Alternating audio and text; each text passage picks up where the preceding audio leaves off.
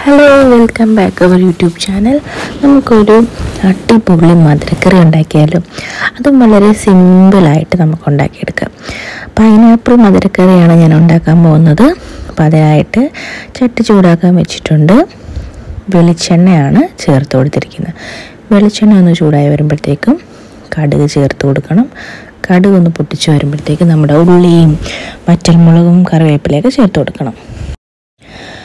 ഞാനിപ്പോൾ വറ്റൽമുളകും പച്ചമുളകും കറിവേപ്പില ഉള്ളിയൊക്കെ അരിഞ്ഞെടുത്തിട്ടുണ്ട്. അതുപോലെ തന്നെ നമ്മുടെ പൈനാപ്പിൾ മിക്സിയിൽ ഇങ്ങനെ നല്ല രീതിയിലൊന്ന് അരച്ചെടുത്തിട്ടുണ്ട്.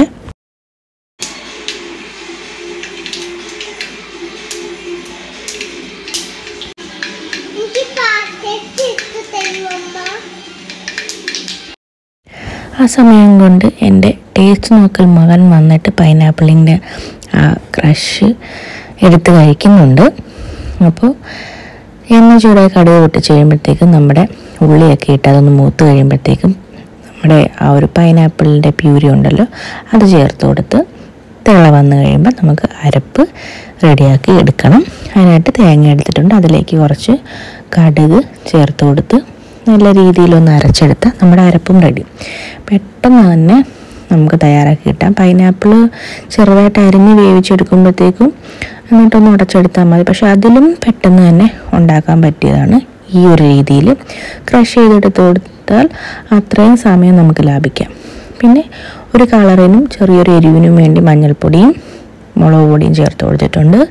ഇത്രയേ ഉള്ളൂ. പെട്ടെന്ന് തന്നെ നമുക്ക് ഉണ്ടാക്കിയെടുക്കാം നമ്മുടെ മധുരക്കറി. ലാസ്റ്റായിട്ട് നമുക്ക് കുറച്ച് നെയ്യ് ചേർത്ത് കൊടുക്കാവേ.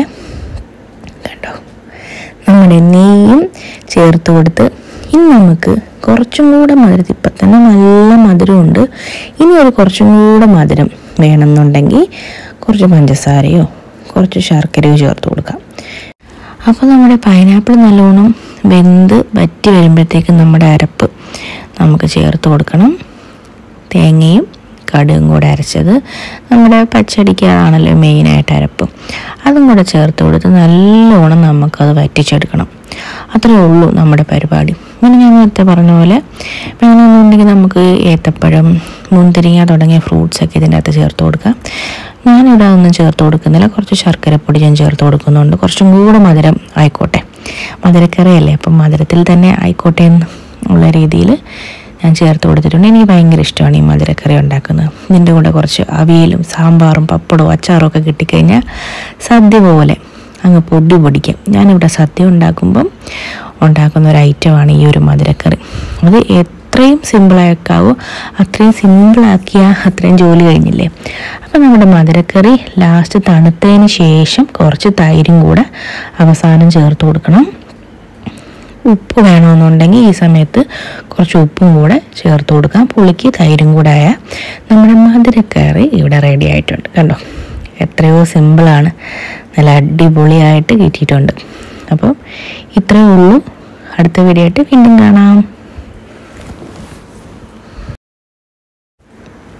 അപ്പോൾ വീഡിയോ എല്ലാവരും ലൈക്ക് ചെയ്യാനും സബ്സ്ക്രൈബ് ചെയ്ത് സപ്പോർട്ട് ചെയ്യാനും മറക്കരുത്. ഞാനൊന്ന് വിട്ടുപോയി.